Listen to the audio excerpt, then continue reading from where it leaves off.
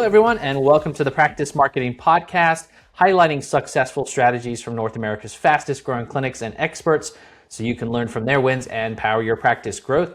I'm your host, Neil Trickett, Practice Promotion CEO, and today's focus, we're going to be talking about AI and copywriting for your practice with Matt Goodemote here. And Matt is a former practice owner of a physical therapy clinic, and he's also a very talented head of copywriting here at Practice Promotion. So we're super thrilled to have Matt with us. He's got tons of experience and helps us a ton in our company to help other clinics. So Matt is very good with AI, writing blogs, web content, social media, just all the content that's going out for our clients on a consistent basis, and how that's getting searched by Google, by AI, and also ultimately by the humans that read it, right? Our patients and our potential patients. So today he's going to share what you should and shouldn't do when using AI to write copy. So Matt, welcome to the podcast. Thank you, Neil.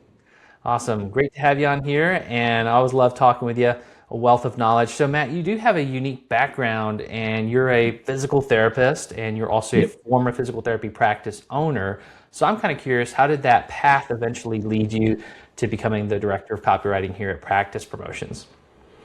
I'm not sure you know the story, Neil. So a few years ago, this is probably 5 years ago, right before I sold my practice, I was debating about whether I should sell or I should try to scale it and make it a bigger practice. And during that period of time, I'd been probably 20 plus years writing for like newspapers and things like that. So I had a lot of experience writing, and it was one of the things I liked most just as a creative outlet. So during a particularly stressful night with a former staff, I was just on LinkedIn. I think I might even been looking at like potential hires and things like that. And I came across an ad from Amy, your wife, Amy, for those who don't know. And it was for a copywriting job, and it was a part-time gig to write for orthopedic topics. And I thought, oh, wow, that sounds pretty cool. Let's see. And the little devil inside me wanted to learn what you guys were doing so I could potentially apply it to my own practice. But it's also because I did really genuinely want to get some creativity out and get some experience doing that. So I met with Amy. We had a great conversation, and that led to the job. And then probably about 6 months to a year after that, I sold my practice, and my wife and I moved to Denmark, where my wife is from. And it was over there that you and I first started talking about me taking the lead role at the copywriting position. And I was reluctant at first because I had just sold my practice, and I was enjoying the relaxation of not having to manage anybody, for example. And then I think we had a couple conversations, and I said, yeah, let's give it a shot. And I was incredibly blessed because the first person to join the copywriting team was Cassie, who's still with us, and she's a superstar. And she actually makes my life really easy. She's been great for me, and it was like the perfect transition into a very successful partnership there in the copywriting department. So, yeah, thank you. That's awesome, Matt. Yeah, we're very blessed to have you on with us here and helping our clients.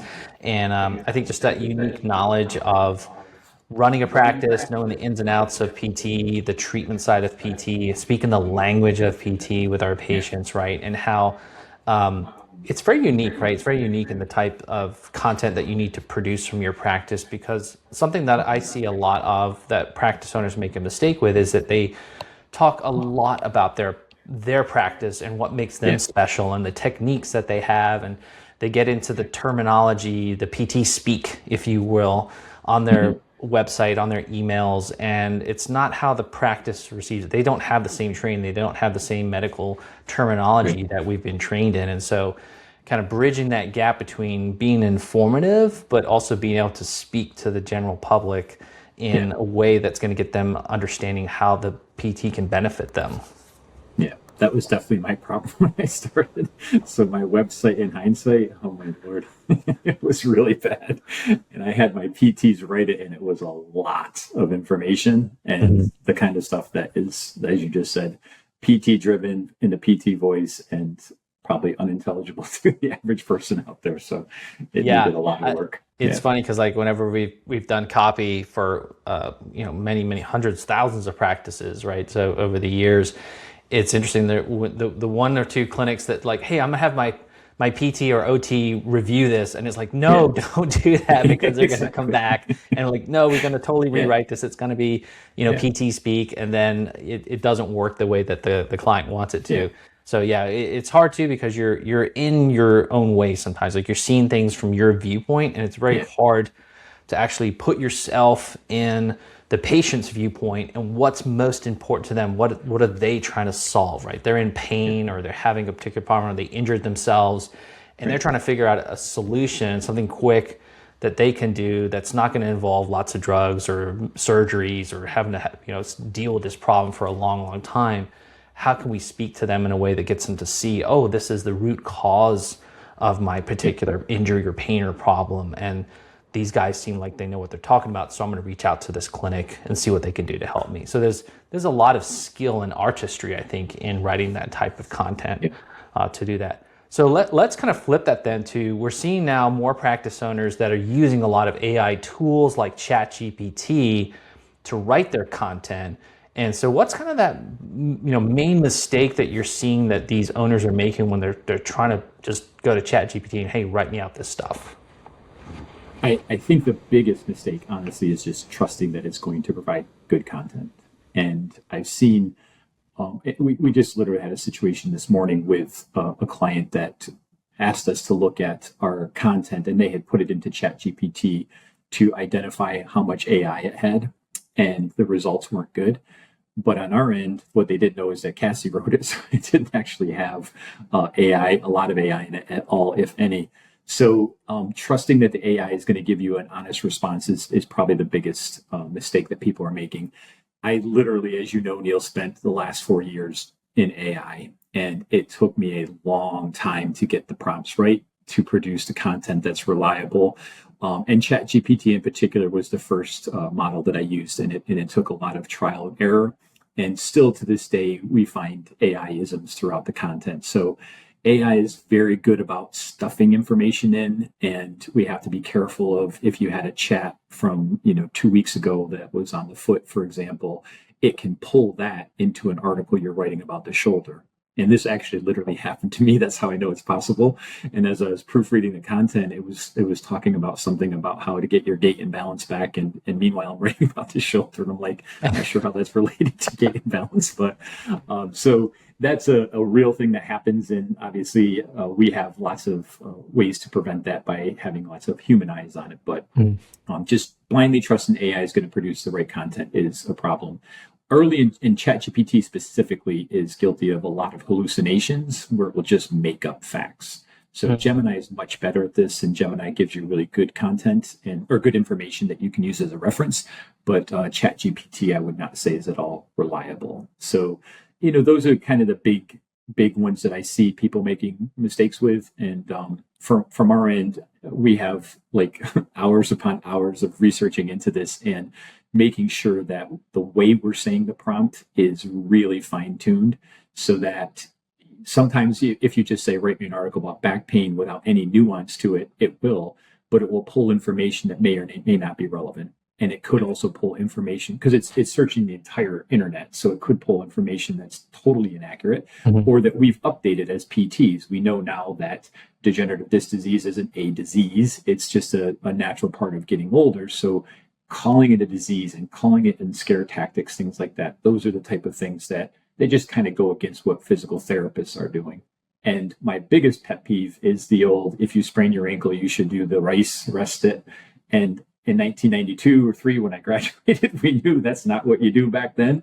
And yet, because it's still all over the internet, the AI will pull that out. And those kind of things are readily available for AI to use, but they're not necessarily what I would call accurate, or certainly not giving our patients the right information. So a huge takeaway there is like, we've got this incredible tool which helps us write. I mean, I use it all the time for helping with writing. I think the key thing to take away is that you can't just expect it to write everything very relevant from the get-go, right? And it's like you said, it's pulling from all over the internet. So you could be pulling from a site that sells crystals, and it's talking about back pain, right? And it's pulling that information into its large language model and spitting that out to you. So I think, garbage in, garbage out. if you put good stuff in, if you're thoughtful about what you want to put into your prompt, into really spelling out what makes you unique or the key things that you're thinking about with this, it can rewrite things in a very nice way, right? And it can be good that that, right?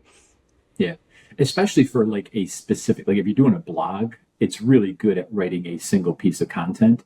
Where I've had the biggest problems is when I'm doing a website and I have hundreds of pages I'm putting together.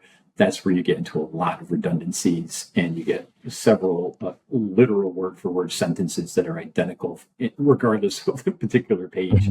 So there's a lot of that kind of, the more content you're writing, the more careful you have to be to prevent these mistakes. Yeah, that's one of the things, like it's like the ghost in the system, right? Part of the AI is that it's good at small things, but more larger, complex things, it starts to break, right? And spit out things that aren't, like you said, factual, or it's coming up with the same thing over and over again. And we see that. So, and that's even, I think, sometimes as you have a thread going in AI, like whether it's ChatGPT, Gemini, Claude, it's better to break out that thread if you've got a very complex, plan that you're trying to put together, or if you're trying to do content that's very complicated, like a whole website or something like that.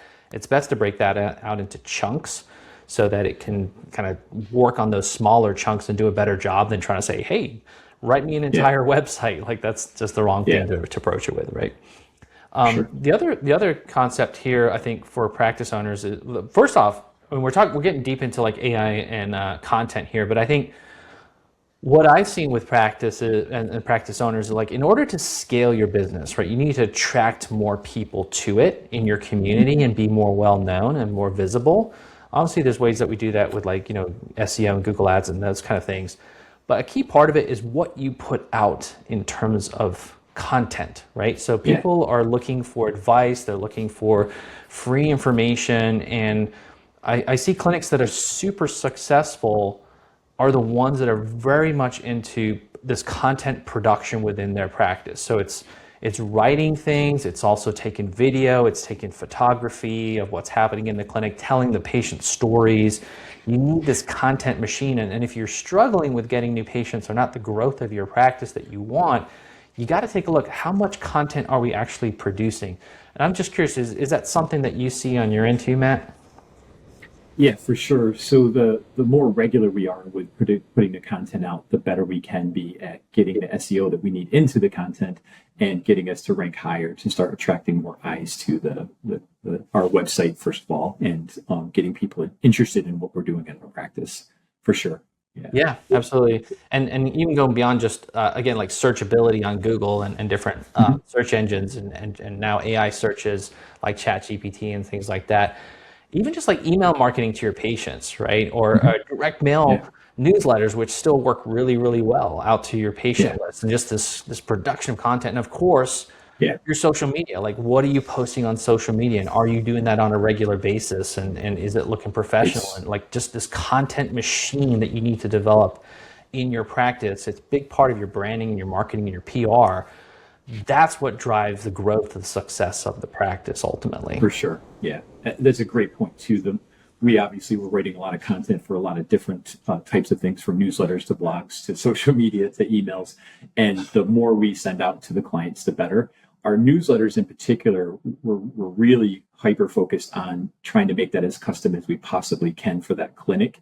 So we're looking at how do we relate to the patient that's been there? What kind of words can we put into the content that offers them a reference for where they've been already, so they get that familiarity and attract them to come back in. And that's the similar thing with the pictures. A picture speaks 1,000 words, of course. And the more that those type of things we're getting, and just on my own, when I had my own practice, that was the newsletter. I was always trying to give that kind of feedback, and that was one area I was religious about.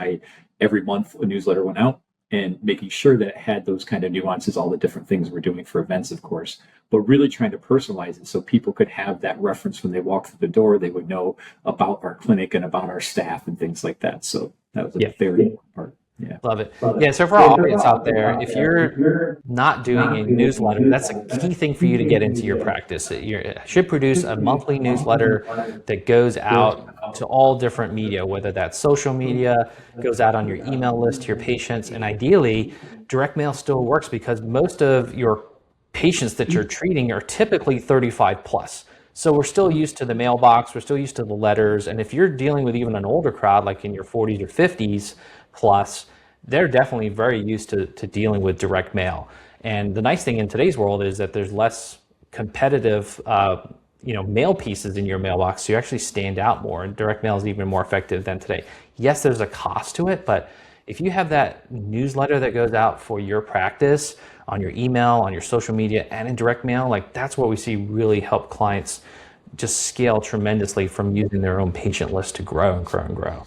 Yeah. But when it comes back to content here and the production of content within the practice, we're trying to do two things here, right? We're trying to speak to our audience, our potential patients, and also Google and the algorithms and ChatGPT and all that kind of stuff out there. So sometimes these two kind of goals do conflict, and how do you balance that within writing something so that it's not just Google facing or not just completely patient facing and not getting visible on Google?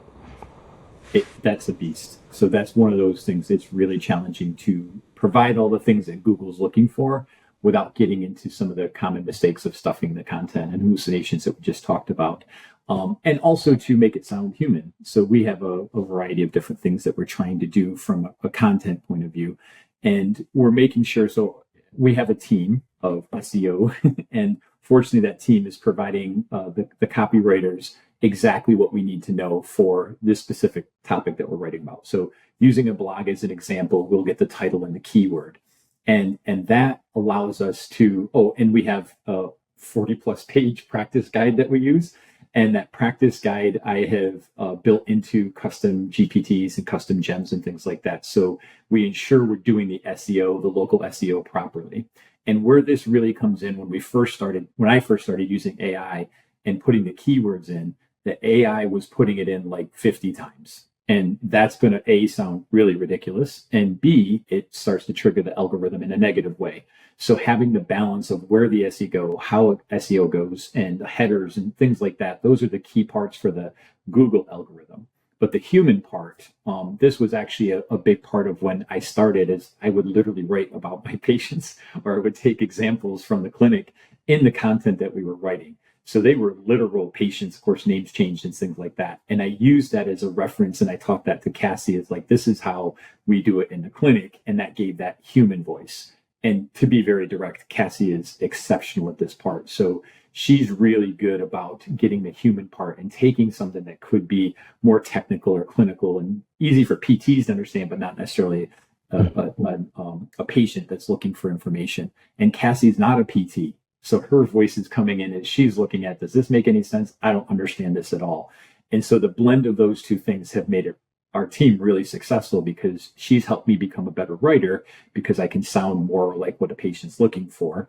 And I've helped her to get that voice of the PT to make sure it sounds like a PT would talk and not like a robot would talk. So yeah. It's like we say, this was, I think, the APTA saying, right, is that there's, PT is both a science and an art, right? Same thing here when it comes to content and writing in your clinic. There's the science part of it, like, okay, what keywords are ranking for this particular type of theme, and how many times do we need to kind of mention this and rephrase it in there for Google to be visible with it, and obviously different searches. And then there's the art of it, like how are we hooking the person on the interest of this piece, right? And moving them through this decision-making process in their head of like, oh wow, I didn't think of it this way, and how like it really is impacting me, and then maybe I should reach out to them, right? The calls to action in there too. So there really is an art to putting this all together, but there's also the science behind it too. And so that's where it's good to really lean on experts to help you, because you can pump a lot of content out from your practice. You want to make sure that it has impact on the other end, right, to drive business in. Exactly. And so when it comes to, obviously there's lots of things that we help clinics produce, like blogs, web pages, social media, newsletters, these kind of things here. Are there certain content types where you find that AI performs really well and others where it tends to fall flat? The top 10% of PT owners aren't just surviving, they're thriving. But what's their secret? Well, Neil Trickett's new Market to Grow book reveals how the top 10% of PT practices leverage marketing systems to simultaneously grow their new patients, attract top talent, and boost profit in their practice. You can learn from their secrets. Visit practicepromotions.net/book to claim your free copy of Market to Grow. Yes, you heard that right. We are shipping a free copy of Market to Grow to all podcast listeners who want it. Just visit practicepromotions.net/book to claim your free book. And now back to the show. Oh, absolutely. So most of my early experience for 3 years was ChatGPT. So it's been this last year that I've integrated or worked on Gemini and Claude in particular. But with ChatGPT, after lots of trial and error, I have gotten down so the blogs, I can put in just the title and the keyword. And I've already taught ChatGPT what type of prompts to use. So I have a list. It's an insane number of prompts that I have, but it can actually pick out the prompt that is most appropriate for the title and the long tail keyword. So it could be an educational blog, or it could be a patient-centered blog, or a listicle, or whatever it may be. ChatGPT is so honed on our blog tracks that it can just do that. And it's going to sound like I'm making this up, Neil, but literally last week when I was working to try to do this with Claude and Gemini, it did not go well. And it was getting more and more frustrating. So I just defaulted back, because we have a blog track that's due. So I defaulted back to ChatGPT just to let it do the blogs. Whereas Gemini, when I first started, the first couple of weeks were a little tricky, but it is excellent at websites. It is superior by far to the website content, and it produces reliably good. It has good tone choices. I taught it to do 3 different tones so far, from a sports performance to a APTA evidence-based tone. And it will actually integrate that kind of language into the content really, really well. Mm-hmm. And Claude, I would say, is a master of a single piece of content. If you want a really good piece of content, it does a great job of it. It does not do a good job with multiple, for doing a blog, a track of 25 different blogs, it does not go well. And the big area I find with Claude is that it's nearly impossible to get it to write the word count that you want. So it goes off the rails and gives me 1,500 words, and I'm trying to be in the 700-800 words. It's when I got so frustrated last week, I was like, that's too many words. So redo it. And it redid it and gave me the exact word count. I'm like, no, I want less words. It took 2 words off. I'm like, oh, no. So those are the days, if you walk by my office, you see me yelling at the computer. That's dealing with AI. Yeah. Well, I think the key takeaway here for our audience too is that not all AI systems are the same, right? And their usages and how you use them. And so, ChatGPT has a certain, proficiency in certain areas, and Gemini obviously in certain parts of copywriting. And as you said with Claude, it's really good at a single piece of content, but not multiple pieces of content. But it's much better at integrations and all kinds of analytics and things like that. So you use different AIs for different parts of your business and what you need there. And we're definitely finding that out.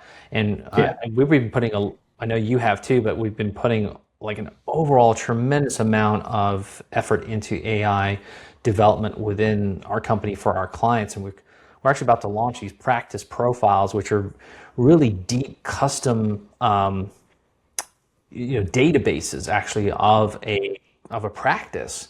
And so all their brand voice, all the special things that makes them unique and custom, and then obviously all their brand colors, and pulling in stuff from Google and all their SEO and all this kind of stuff, so that we can use then different AI tools to pull from this really custom profile to write even better for that practice, right? And really dial in the voice of that practice as it connects with their audience and their community. So I'm really excited about what we're launching there.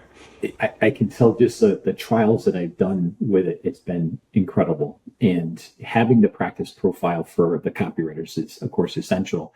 And we have a client, I won't mention the name, of course, but they had a strong Southern hospitality voice. And getting AI to have a hospitality voice is a tricky thing. But the practice profile, actually what I did was I took the content from Claude and I taught Gemini how to do it. And I used their practice profile to kind of combine it all in together to get a website that sounded like it had some Southern drawl to it. And yet still had all the necessary ingredients we have for it. So it's to your point, it's taking different different AI has different capabilities, and on the copywriting team, I can use those. I can have one edit one, I can have one write some content, and then teach the other one how to use it. So yeah, there's a lot of opportunities there for sure. Very cool. Yeah, so it's number one rule, right? Know your audience, know who you're writing to, who you're speaking to, and there's so many stories that I have of that. One that always stands out in my mind is that same kind of Southern hospitality feel to it. And I remember we were putting together newsletters for a particular practice in Arkansas, and they they did really well with their newsletter. And then they're like, hey, can we try these certain like recipes also in our newsletters, kind of like little tidbits? We're like, sure, yeah. And they were like, I think use 10 pounds of butter for every single thing, and pies and all this kind of stuff. And it worked, right? Like it just like people would hold on to these things forever because of these like crazy, really gut busting recipes, but people loved it, and that was, they knew their audience, they knew who they were talking to. And so that's part of your practice too, is like, if you're going after, more Medicare type patients, well, you got to write in a certain way, right? Or if you're going after young athletes and young, moms of young athletes, things like that, you got to write in a certain way. So it's really knowing your audience and then being able to dial your content into that. So Matt, as there's more and more use of AI content going out there, Google has gotten increasingly good at detecting low quality AI generated content on websites and blogs and stuff like that. So how worried should a PT practice owner be about that? And what does, safe AI content actually look like? Well, I definitely think it's a worry. So this is part of, again, being part of the team where we have an SEO team and we have a style guide. On our end, I'm able to use that to ensure we're getting the right kind of quality that we want. If you don't have such a guide, it definitely becomes tricky. So one kind of simple example of that is like, we're trying to make sure that we're mentioning the expertise of the clinic. We're mentioning that they're physical therapists. So we incorporate those type of words into there. We're authoritative. We have trustworthiness, all the kind of classic things you would want to have that Google appreciates. So you can't violate those type of rules. But on our end, our practice guide includes things like how to set up the headers properly. So it seems like a silly thing, but if you don't get the headers right, that actually impacts Google. And so it's going to negatively affect how you're searched and how your response there.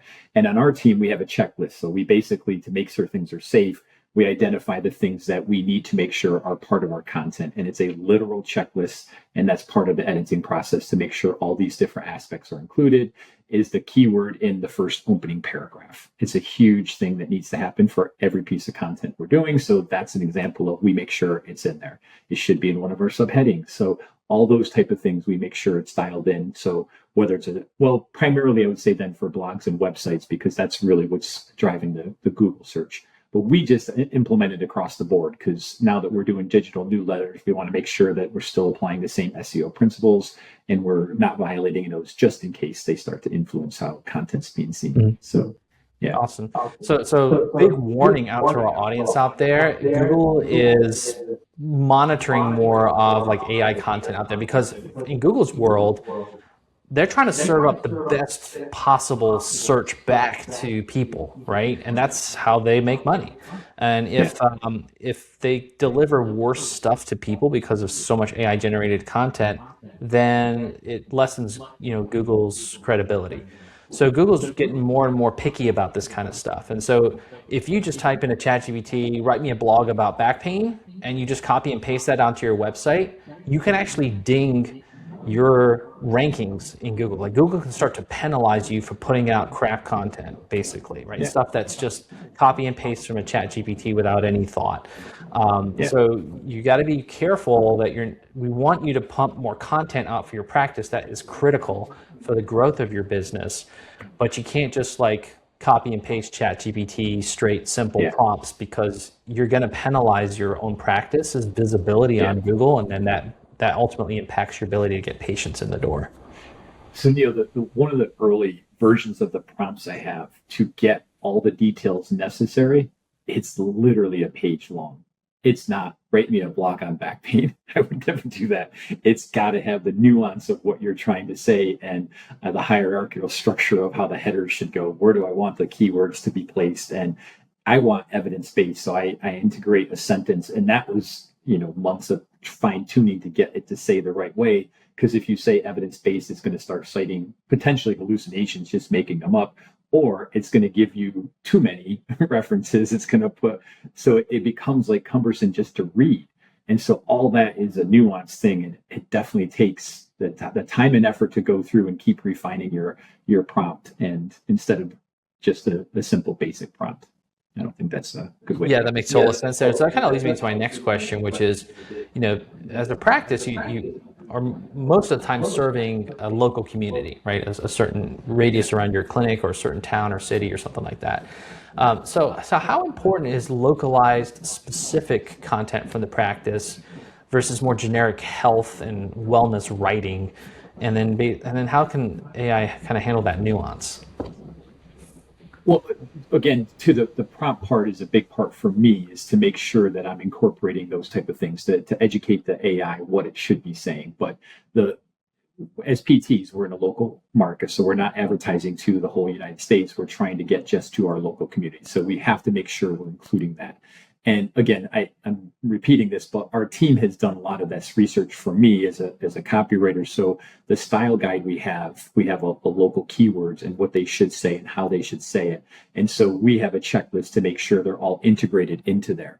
So the bottom line is the local nuance part of this is that if you're the only person that's writing the content, you want to make sure that it's being able to be cross-examined across multiple platforms. So you're trying to draw attention just to your local business and not marketing to the whole United States. Mm-hmm. I would say, just as a quick example, for the websites, we have some clients that are down in Southwest Florida, and there's the Siesta Keys in Sarasota where they walk on the beach. So it's incorporating some local information. We're adding that to our About Us page. So we have local landmarks. We have information that will resonate with somebody who's reading onto it. So it's really drawing them into, yes, we're here. We know this place just like you know this place. We do these things just like you do these things. So it draws the attention into that. And then we try to, of course, incorporate that with the local SEO terminology and the different things that we would use for that. That's awesome. And it's so critical, especially for your website, right? So if you write an email, yeah, that's something different, right? But for anything like that's going to be on your website, that's going to be crawled by Google, and again, ultimately helps or hinders your visibility on Google to people in your area. But the more dialed in you have it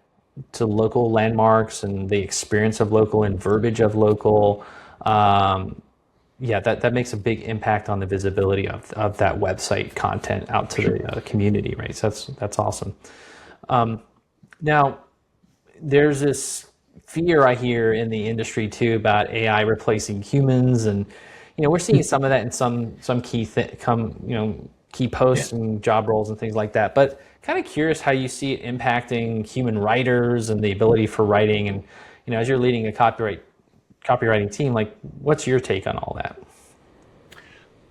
I think it's similar to what it would be like for a PT. So AI can support PT. We can go to use AI to find out a treatment protocol, for example, but the interaction with the patient, the application of said protocol, those are all, as you said earlier, the art of physical therapy. So where AI can really help, they can do some of the research for you. They can certainly help with documentation and things like that. But as far as content writing, I don't see it right now. Now, I'm not a writer. I'm a PT. So I don't foresee my capabilities compared to a true writer. Cassie is a writer. And Cassie, there's not a chance in the world that creativity that she has years, her life experiences, is going to be replaced by an AI. I just don't see that happening. Her ability to edit and catch content and things like that, it's superior to AI at this stage. But the biggest part is that person's just, again, like a PT. The best PTs out there aren't the ones who are book smart. They're the ones who can talk to a patient, explain things, have a hand on the shoulder, guide them through things, really that art of PT, the life experience of that, the interaction part. And I feel that's where writing comes in too. We don't use AI blindly. We're very strict about it. We have at least 3 sets of eyes going on it to edit it, to find the mistakes and things like that. And as of today, I don't see that going away. I think it's going to be vital to make sure that humans are reading this and making sure that it's not coming up with hallucinations, not stuffing content, not going off the rails and doing something you didn't ask it to do. And as at this stage, after 4 years of dealing with this, there's not been a week that's gone by that AI hasn't made a mistake somewhere. Yeah. And so I just don't see it happening. I'm not personally. Yeah, I totally agree. I think for our audience out there, there's a lot of hype going on. There's a lot of, you see it on Instagram, on Facebook, like, hey, don't do this. We can do everything for you, and just write everything for you, like, and everything will be automated. Like, you're getting yourself into trouble if you're doing that, right? You need to have that human component to it. As we're incorporating tons of AI systems and implementation to keep our clients ahead of all this, development in this AI world, we're approaching it as we're not trying to replace people. We're trying to enhance the capabilities of people, right? And I think with AI, we can 10x the capabilities of our team to help our clients and get 10x the outcomes for our clients. That's the way that I'm looking at AI approaching here. Just like what you're talking about there from the content side of things, we have incredible AI tools now, and the way that you developed all these kind of prompts within those tools, but we're still having very much the human experience, the thought, the creativity part of it, and then pulling in the AI to really supplement the overall outcome of that content. Yeah, definitely. And so, Matt, kind of looking back on your history here, as a former practice owner, what do you wish you had known about copywriting when you were running your own clinic? Well, so first of all, when I took the job and I had been doing with other marketing companies, one of the first things I would tell them is I know enough to be dangerous. So I had done my own kind of research, as everyone does, and I had the terms that people talk about, but I really didn't know how to apply them. And that was even before I started a practice promotion. So I knew enough that I wanted to have a company that I could really trust that did it. And this, Neil, I've said this hundreds of times in meetings and leadership, the amount of effort that goes in behind the scenes, I honestly had no idea. It is astounding how the teams work together to try to produce for the client. And it's one of those things that's so hard to verbalize because it sounds like we're selling the sales pitch. But the truth is that the amount of work that goes into it just to get things right is astounding. So I think what I wish I knew from that part of as a business owner was that, because it's a relief. I don't have to worry about this. I really do have somebody that I could trust to do it. But as a content writer, I can tell you, I was like making all the mistakes you could possibly make. So there's a technique I stumbled onto for treating back pain, and I couldn't find it anywhere when I was reading for other references. So I named it myself. I called it the reciprocal pelvic tilt. And it's this weird thing I do with one leg up, one leg down, and I stretch it. It's really effective. So I was writing all kinds of newsletters and content on this, and of course, nobody's researching reciprocal pelvic tilt because it's a word that I made up. So it's literally going nowhere. It's like one of those things that I'm writing content for myself and thinking, how come no one's responding to my content? And so actually having a strategy, I would say, is very important as a content writer.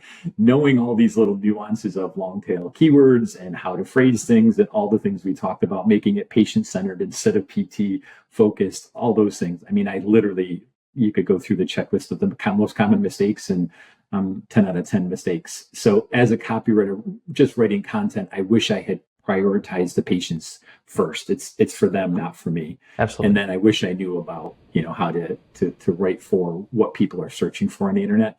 And again, intellectually, I understood it, but when I was actually doing the writing, I wasn't doing it at all. I wasn't doing what needed to be done to get seen. So yeah, I think that's totally understand that. That's a great perspective, though, and I think it really resonates with many practice owners out there. And what I would say is that, things that I've learned in business along the years, kind of running a practice myself and then running practice promotions and growing that and running a large team. I look at other big companies out there, and what's fascinating to me is that something along the way that I learned is that the bigger that you get, the more specialists that you actually work with outside of your company. And so if you look at somewhere like Coca-Cola, they have outside marketing firms and outside PR firms and outside social media firms helping them in all these different markets. And it's quite fascinating that you think, oh, Coca-Cola would have their own large marketing department. Well, they have their own marketing department, but they leverage specialists in different countries and different communities in social, in writing, and all kinds of stuff related to marketing and branding. So we have to approach it the same way in our practice and business, that as a practice owner, we often become the bottleneck in our own business because we think we can handle everything ourselves. And there's only so much you can get to with that.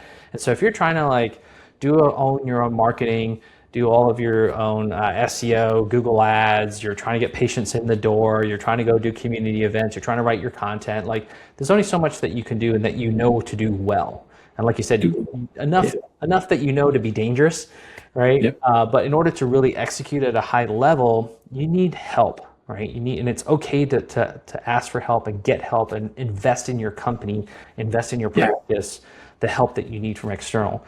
Just like we use EMRs and we use, training of different techniques in our practice, we'll invest in those things. Same thing with marketing. In order to scale, you need to invest to help your marketing director. If you have a marketing director in your clinic, because they can't do everything themselves, they need to have specialists like SEO specialists or ad specialists to help them strategically execute on their marketing plan. So, that's just my advice for practice owners out there, is just look at where do you want to go with your business, and then how do you need to improve your marketing? How do you need to improve your content capabilities in order to achieve that? And then what kind of help can you get to execute and make that happen so that you can focus on growing your practice and delivering excellent care and excellent outcomes in your practice and hiring people to make that happen. Yeah, I really do honestly wish I knew that, because I was making that mistake of thinking I had to have my hand in everything. And it was hard for me to let go because I was thinking no one's going to take as good a care of it. But the truth is I was so deluded that I wasn't taking good care of it. So to have somebody who's dedicated to doing this, oh my God, it's what was I thinking? I would have definitely, in hindsight, done that. So yeah, should have, could have. Totally. Well, Matt, thank you so much for being on the podcast with us today. Tremendous insight. I hope that helped our audiences really look at content in a new way for your practice and what you can produce out there, how we can really leverage AI, make sure that we're smart about how we're using AI.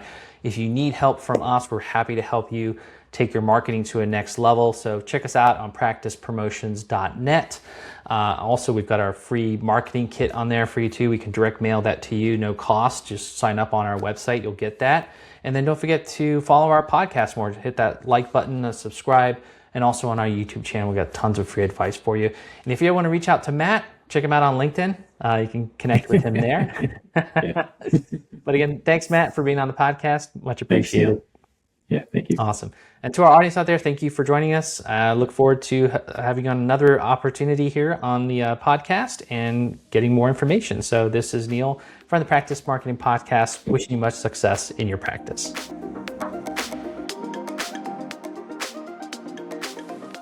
A free way for you to support our show is by leaving a 5-star rating and review on Apple Podcasts. It's a chance for you to tell us what you love about the show, and it helps others discover it as well. Just scroll down to ratings and review on your phone and click write a review. Thanks.